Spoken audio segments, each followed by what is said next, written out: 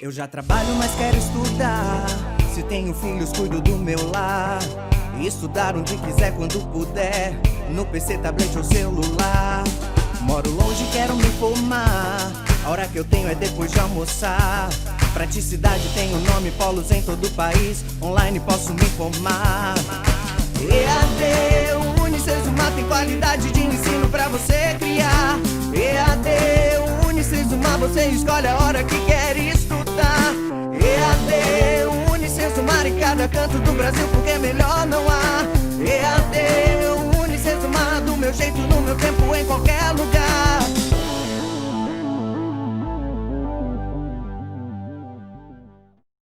Olá, tudo bem? Eu sou o professor Ricardo Azenha e nós vamos então dar início à nossa terceira aula da disciplina Conceitos da Administração e Ética Empresarial. E nesta aula eu quero falar com vocês a respeito da perspectiva comportamental da administração. Bom, em termos de competência, eu espero que você desenvolva então nessa disciplina e principalmente nessa aula, algumas maneiras para você analisar os diferentes cenários, sempre levando em consideração os aspectos éticos, legais, ambientais e técnicos que envolvam a gestão e a organização como um todo, e que você aprenda a colaborar no planejamento organizacional e trabalhar com equipes multidisciplinares. Em termos de objetivos da aprendizagem, nós vamos falar sobre as teorias de transição, trazendo para você uma breve contextualização dos aspectos teóricos. Depois nós vamos estudar a escola das relações humanas e então vamos falar sobre a escola comportamentalista. Na sequência, irei abordar a teoria estruturalista, depois a teoria dos sistemas e finalizamos com a teoria contingencial. Como plano de estudo, a gente passa pela teoria da transição, pela escola das relações humanas, pela escola comportamentalista, para que possamos então estudar a teoria estruturalista, a teoria dos sistemas e, por fim, a teoria contingencial. Esse é o nosso programa desta aula de hoje. Bom, bem, durante muito tempo, a escola clássica da administração, ela tinha uma preocupação muito voltada para o chão de fábrica. Então, quando você se recorda lá de Taylor e Ford, deve lembrar toda a preocupação que eles tinham em nível operacional para melhorar a parte técnica da operação da fábrica no seu chão de fábrica, ali na parte da indústria. Depois você vem com Henry Fayol, que implementa a teoria administrativa, trazendo os 14 princípios da administração, implementando a importância do planejamento, da organização, da direção e do controle, e falando para as pessoas, né, para os gestores, a empresa não é só em chão de fábrica, não. A empresa, a organização, você tem que lembrar que ela tem vários setores que devem trabalhar ali em conjunto. E ele aponta os 6 principais setores que toda organização tem, que são a parte administrativa, a parte comercial, a parte de segurança, a parte de produção, a parte financeira e a parte contábil. Então ele fala dessas seis.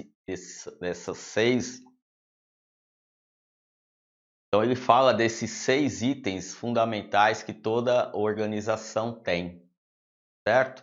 Bem, só que aí, com o passar do tempo, os estudiosos começam a perceber que problemas não foram resolvidos, que as pessoas estão ali trabalhando, mas os problemas do chão de fábrica eles melhoraram, mas a empresa como um todo continua tendo alguns problemas, mesmo lá com Fayol implementando as teorias administrativas, mesmo a teoria da burocracia, a empresa ainda não consegue se organizar direito.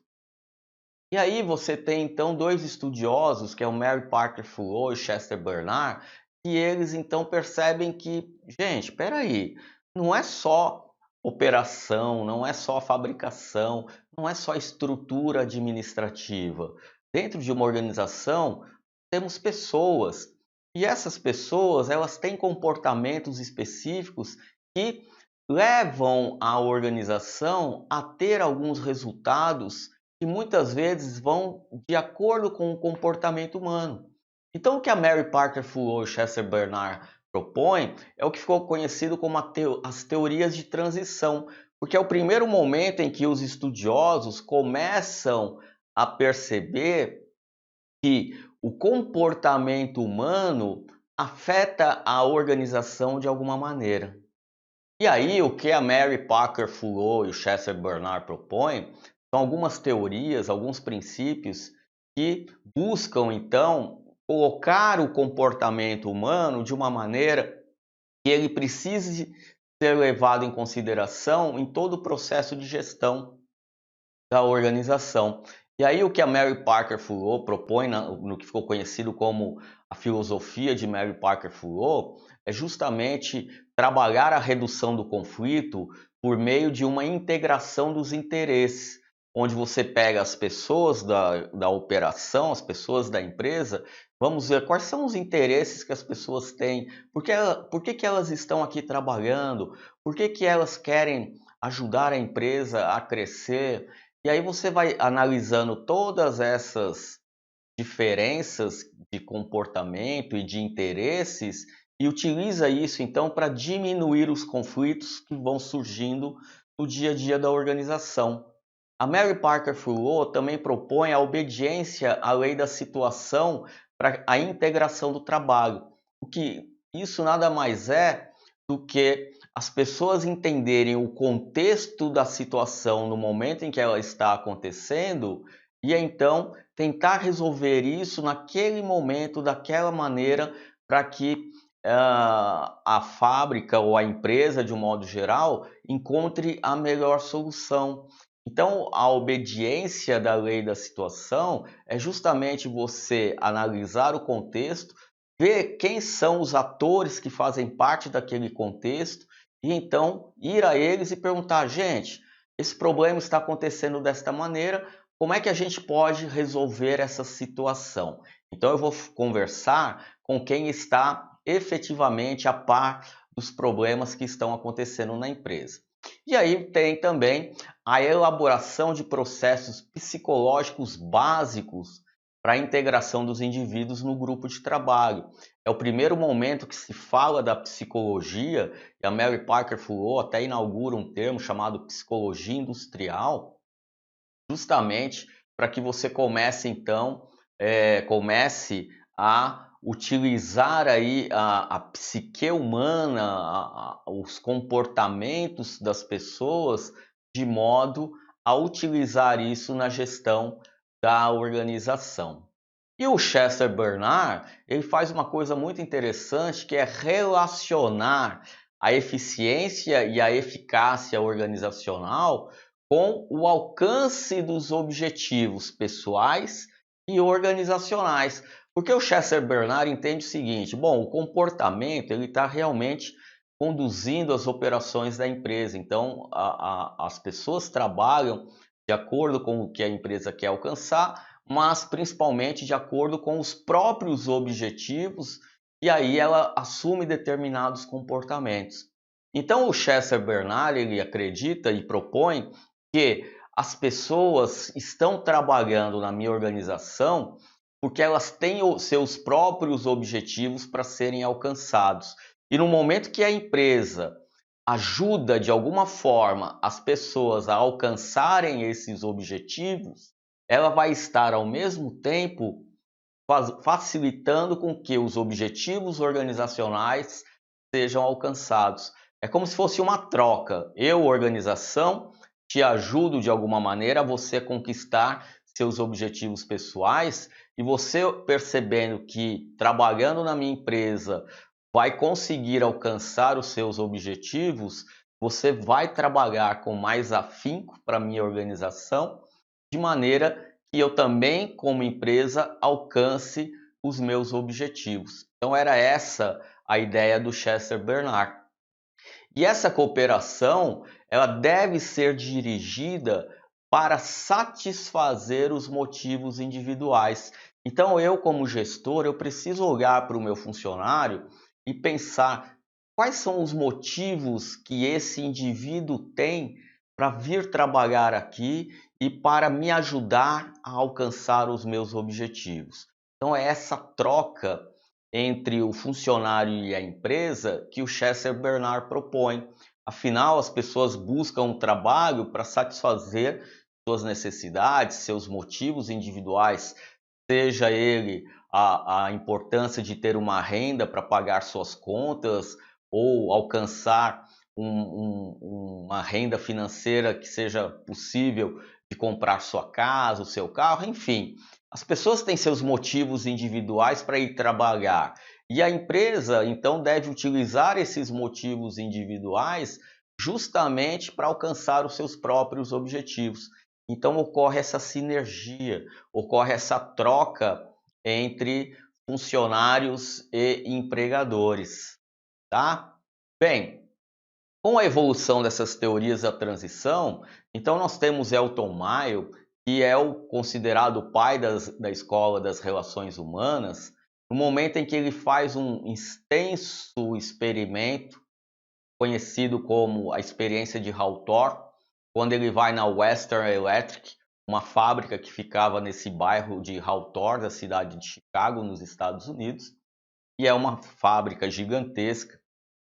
E ele vai lá então e começa a fazer alguns experimentos para tentar entender qual que era o impacto que o comportamento humano tinha e exercia na gestão do dia a dia. Então é uma experiência que leva quase 20 anos e ela acaba, né, ela é interrompida em função de uma dificuldade financeira da própria empresa, e passados quase 20 anos do Elton Mayo lá dentro, fazendo os seus estudos. Só que os estudos de Hawthorne, que o Elton Mayo proporcionou, trouxeram alguns conhecimentos muito importantes. E o que ele descobriu? Ele descobriu que o nível de produção está diretamente relacionado com a integração social. Então, quanto mais as pessoas estão integradas socialmente entre si, em outras palavras, quanto mais as pessoas estão felizes trabalhando em determinado ambiente, o nível de produção tende a ser maior. Então aí você já vê a importância da interação social. Ele também descobriu o comportamento social dos empregados. As pessoas querem fazer parte de um grupo, então elas buscam estar sempre trabalhando em conjunto com os seus pares, de maneira que eles possam então alcançar os objetivos da empresa. Você tem então as recompensas e sanções sociais, que é um outro fator importante. O que é isso? Fazer parte de um grupo é uma recompensa social, porque eu vou estar socializando com meus companheiros de fábrica, vou estar trabalhando com as pessoas que eu gosto, vou estar participando dos happy hour, das festinhas de finais de semana, do churrasco, festinha de aniversário. Então isso é importante. E as sanções sociais, quando o grupo então exclui o indivíduo de fazer parte disso, é algo que realmente tem uma implicação significativa na gestão da empresa. É como se fosse, né, falando de uma maneira bem simples, um governo paralelo dentro da empresa, porque isso quem está comandando são os próprios funcionários, né? A aceitação do indivíduo naquele grupo ou a exclusão do indivíduo naquele grupo leva ao grupo ter uma força na tomada de decisão que muitas vezes a empresa não tem. E isso então fica conhecido como os grupos informais dentro da empresa. E para você entender de uma maneira bem simples, os grupos informais nada mais são do que as panelinhas, as famosas panelinhas. E as pessoas querem fazer parte desses grupos, por quê? Porque elas buscam relações humanas. E aí, além dessas relações humanas, ele descobre também a importância do conteúdo do cargo, então o nível hierárquico que as pessoas ocupam tem um peso significativo ali na gestão da empresa e que existe uma ênfase nos aspectos emocionais, de maneira que os funcionários eles afetam a organização independente do humor que eles têm naquele dia. Então, se hoje eu estou feliz, a minha produção vai ser muito alta. Se hoje eu estou triste, meio depressivo, meio borocochô, a tendência é que minha produção caia. E aí então o gestor precisa entender isso e tentar identificar essa situação para poder trabalhar da melhor maneira possível. Passado então a escola das relações humanas, você tem agora a escola comportamentalista, que é a escola que começa a estudar os indivíduos a partir de uma percepção da importância da perspectiva comportamental nos resultados administrativos. Então, a escola de relações humanas, por meio dos trabalhos de Elton Mayo, ela desperta então nos estudiosos, né, um gatilho no qual eles falam assim: poxa, peraí, então o comportamento das pessoas afeta a gestão. Nós precisamos então agora estudar o que é esse comportamento e como utilizar esse comportamento para melhorar a eficiência e a eficácia organizacional. A partir daí, então, você tem o que ficou conhecido como o ciclo da motivação.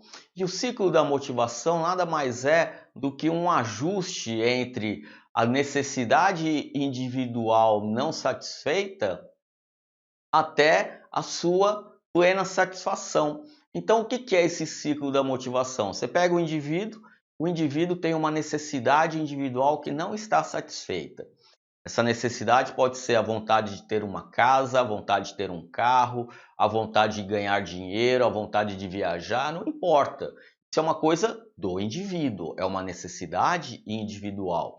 Então, essa necessidade individual vai incomodar o funcionário ou a pessoa de maneira que ela vai buscar alternativas para satisfazer essas necessidades.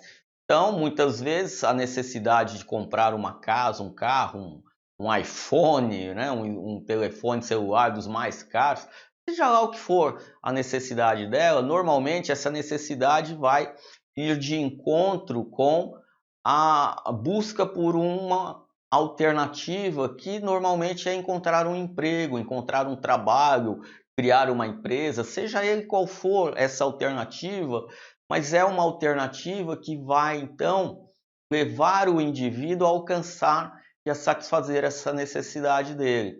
E procurar alternativas, você pode ter diversas alternativas diferentes. E aí, o que é necessário? Escolher todas as alternativas que se apresentam para a pessoa, ver qual é a que realmente pode viabilizar o funcionário ou o indivíduo a alcançar a satisfação dessa necessidade.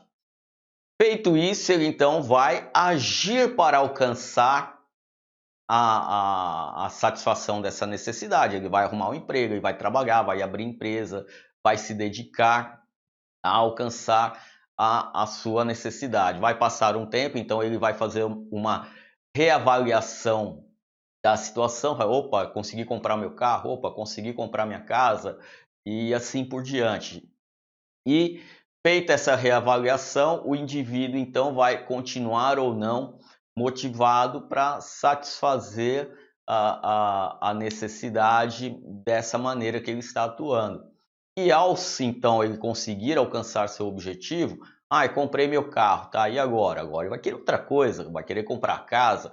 Comprei a casa, e agora? Agora eu quero viajar. Já estou viajando bastante, o que eu quero? Agora eu quero uma casa na praia, e assim por diante. Então você veja que é um ciclo, porque essa necessidade ela vai sempre se mantendo. O indivíduo ele sempre vai ter necessidades. O dia que ele não tiver mais necessidades é porque ele ou caiu numa depressão profunda, ou então o cara está morto. Não quer mais saber de nada, é porque perdeu o objetivo da vida. Então, a motivação ela tem essa característica de ciclo, porque o ser humano é movido pela necessidade de satisfazer suas necessidades. Bem, aí nós temos então a hierarquia das necessidades de Maslow. Maslow propõe que essas necessidades que nós vimos aqui nesse ciclo, elas vão estar sempre acontecendo, o indivíduo sempre vai ter necessidades, só que essas necessidades, elas vão ocorrer conforme uma hierarquia. No primeiro momento, eu quero satisfazer minhas necessidades fisiológicas. Ao alcançar a satisfação dessas necessidades fisiológicas, eu vou então em busca de satisfazer as necessidades de segurança e assim por diante. Então isso é o quê? É uma pirâmide, no qual no topo da pirâmide você tem as necessidades de autorrealização, que é quando o indivíduo então se sente autorrealizado. A única crítica que eu faço à hierarquia das necessidades de Maslow é justamente essa hierarquia, essa coisa de que eu só vou em busca de uma necessidade de segurança. O que é a necessidade de segurança? É ter uma casa para não pagar aluguel, é ter meu carro para diminuir o meu custo de transporte. E as necessidades fisiológicas são o quê? A necessidade de eu comer, de eu beber, né, de eu ter uma certa liberdade. Então, quando você olha para as pessoas de um modo geral, você percebe que, gente, mas as pessoas às vezes compram uma casa e estão lá passando fome, mas estão passando fome na casa dela e elas estão felizes, porque aí ela vai buscar outra maneira de ter ajuda para satisfazer a fome dela. Ou então, as necessidades sociais, a pessoa vê no carro de luxo, uma maneira de satisfazer as necessidades sociais para fazer parte de um grupo social que tem uma renda diferenciada, enfim. As pessoas, elas então, elas não seguem essa hierarquia. Às vezes você vê a pessoa, ela não tem onde morar, mas ela está lá buscando satisfazer uma necessidade de estima, fazer parte de um grupo, de algum clube social, alguma coisa nesse sentido, para ter a autoestima dela elevada, enfim. Então o Maslow propõe que essas necessidades sejam atendidas em uma hierarquia, que o ser humano só parte para a necessidade seguinte no momento em que a necessidade anterior for satisfeita. E a minha crítica é justamente essa, eu não acho que seja assim que funciona, eu acho que isso acontece meio que tumultuado. E aí quando você vai estudar as principais teorias da motivação, você vai perceber que tanto o Maslow quanto o Alderfer, Herzberg e o McClellan, eles falam da necessidade como uma ferramenta extremamente importante para motivar o funcionário a trabalhar. Afinal, motivação significa motor da ação, ou é o que te leva a agir. Então, a motivação é aquilo que leva a pessoa a agir para encontrar os seus objetivos, satisfazer as suas necessidades. E quando você estuda todas essas teorias motivacionais, você vai ver que está tudo relacionado nessa questão de satisfação de necessidades, seja numa hierarquia, seja de uma maneira em conjunto, enfim. A questão é que a motivação é o fator primordial que leva o indivíduo a trabalhar por determinado objetivo. E a teoria XY de McGregor, ela fala algo parecido com isso, mas ela divide as pessoas em pessoas que têm característica X e pessoas que tenham característica Y. Então, na empresa como um todo, você deve analisar seus funcionários e tentar identificar quem são aqueles funcionários com característica de comportamento X, e aí você vai trabalhar eles de uma maneira diferente. E os funcionários que têm um comportamento com a característica Y, você vai dar uma liberdade maior para eles trabalharem, porque eles têm características comportamentais diferentes. Então é isso que você precisa ter em mente, que na tua empresa você basicamente tem dois tipos de pessoas ali trabalhando. Tem aquelas pessoas com características X, que são aquelas pessoas que precisam ter um líder ou um chefe mais presente para ele mandar você a trabalhar, porque você tem característica X Então a tendência é você ficar parado esperando comandos. E você tem o funcionário da teoria Y, que é aquele funcionário que ele é proativo, ele não fica esperando o patrão mandar, ele não fica esperando o chefe mandar. Então você que tem essa característica Y tem aquela vontade de ter liberdade dentro da empresa, justamente porque você gosta de agir da maneira como você achar melhor para, lógico, contribuir para a empresa alcançar seus objetivos. Então, se você colocar um chefe muito centralizador para cuidar de pessoas com característica Y, vai dar problema. A mesma coisa se você colocar um chefe muito liberal para trabalhar com pessoas que têm característica X, vai dar problema também. Então, o grande desafio é você identificar aí quem são essas pessoas, qual é a característica de cada uma e trabalhar da melhor maneira possível com elas. A teoria estruturalista de Amitai e Etzioni, ele propõe que a organização seja um sistema social aberto e deliberadamente construído, ou seja, alguém foi lá e construiu uma empresa, trouxe um monte de gente para trabalhar, disponibilizou todos os recursos necessários, mas essa empresa ela tem uma característica de ser um sistema social aberto, porque ela sofre influência do meio. O Etzioni também propõe que os conflitos eles são inevitáveis e desejáveis, afinal, é através dos conflitos que a empresa vai crescer. Se você colocar todo mundo pensando da mesma forma e limitar a liberdade de pensamento dentro da organização, a tendência é a tua empresa estagnar, ela não vai crescer, pelo contrário, ela vai quebrar. Então é importante que você tenha pessoas pensando de maneira diferente.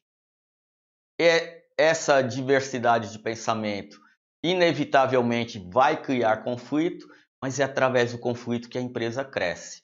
E a outra coisa que o Etzioni propõe com a teoria estruturalista é que você deve ter incentivos mistos na organização para motivar os seus funcionários.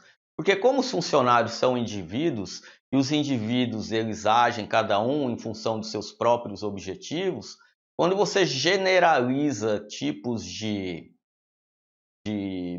benefícios para motivar todo mundo, você vai estar motivando alguns, outros você não vai estar afetando em nada, e um terceiro indivíduo você vai estar até irritando o cara. Então é preciso você identificar quem são seus funcionários e oferecer para eles incentivos que agradem a cada um de uma maneira específica. Agora, é lógico, isso é algo bem difícil de você conseguir, principalmente em grandes empresas. Como é que você vai atender às necessidades de um monte de gente diferente? Complicado. Então, normalmente o que a empresa trabalha são os incentivos financeiros. Não é todo mundo que gosta, mas a gente sabe que a maioria das pessoas está em busca aí do din-din, né? Do dinheirinho do dia a dia. Então, isso pode ser um bom recurso. Você só tem que tomar cuidado, porque não são todas as pessoas que querem dinheiro. Bom, acabei de falar, né? Tem gente que quer outras coisas, então às vezes o dinheiro, um benefício como um plano de saúde e, enfim, uma série de outras questões aí vão exercer uma motivação muito maior do que você apenas generalizar com incentivos para todo mundo, de um modo geral. E aí a teoria dos sistemas só vem reforçar isso que o Etzioni falou. A teoria dos sistemas propõe que as empresas são um sistema social aberto. O sistema significa que a soma de todas as partes da empresa formam a empresa como um todo. Então não dá para você trabalhar setor a setor. Você tem, como o Fayol propôs, os seis departamentos principais da organização. A teoria do sistema diz o seguinte, ó, toda empresa tem que ter esses 6 departamentos, mas esses departamentos eles são independentes e têm uma relação de dependência. Então, eles têm o seu trabalho específico, mas a maneira como eles trabalham afeta a empresa como um todo. Então, todos os setores são importantes na empresa, têm uma participação de modo que vai fazer a diferença na organização. E a teoria contingencial é a que eu mais gosto, particularmente, porque é ela que realmente explica a gestão da empresa e a maneira como você deve utilizar todas as teorias da organização. Todas essas teorias que nós estamos estudando, a teoria contingencial vem e fala o seguinte: você tem que lembrar que as empresas, elas têm situações diferentes. E por elas passarem por situações diferentes, você precisa utilizar práticas de gestão diferentes. Então, essas teorias que nós vimos até agora, elas funcionam? Funcionam. Mas aí você tem que aplicar a teoria da contingência justamente para ajustar o contexto organizacional. E aí entra esse gráfico do se e então. Então, se está acontecendo isso na minha empresa, então eu devo trabalhar desta forma. E aí a teoria da contingência, ela acaba com aquele problema da ciência social humana, onde você fala assim: mas no livro está escrito daquele jeito, eu fui fazer daquele jeito e não deu certo. Não deu certo porque você não ajustou o contexto da organização. Então isso que é muito importante e é isso que é a relação da teoria da contingência com esse gráfico que você então propõe. E a teoria da contingência ainda traz uma segunda questão, que é a necessidade de você entender o ambiente que você está trabalhando. Então, dependendo do ambiente que você está trabalhando, você pode ter uma organização com uma estrutura mecanicista, que é uma organização muito focada nas regras e nas normas da empresa, e você pode ter uma organização com uma estrutura orgânica, que é aquela organização que dá um pouco mais de liberdade para os seus funcionários trabalharem. Então isso também é algo muito importante que você precisa estar atento para poder ajustar as necessidades da empresa, tá? Bem, ao finalizar então essa aula, eu espero ter ajudado você a desenvolver algumas habilidades, como saber lidar com a organização informal, levando em consideração o que nós vimos das teorias de relações humanas, transição e comportamental, ter a capacidade para motivar as pessoas, o que é algo bastante difícil, mas é importante e não é nada impossível, e ter a capacidade de liderar com as pessoas das mais diversas peculiaridades, tá bom? Espero que você tenha gostado. Um grande abraço, fique com Deus e tchau. EAD, Unicesumar, do meu jeito, no meu tempo, em qualquer lugar.